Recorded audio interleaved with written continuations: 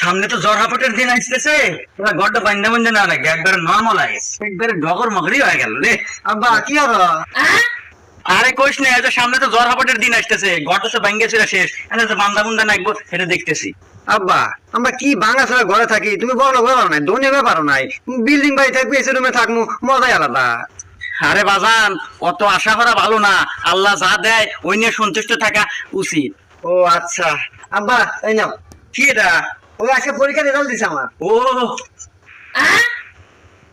কি রে, তুই মাত্র 33 নাম্বার পায় টেনে টেনে পাস করছু। ইস, আমার কত আশা ছিল তুই ভালো করে পড়াশোনা করে এই প্লাস পাবো, আমার মুখ উজ্জ্বল হয়ে যাবো। আব্বা হনো, অত আশা করা ভালো না, আল্লাহ যা দেয় ওইটুকু নিয়ে সন্তুষ্ট থাকা উচিত।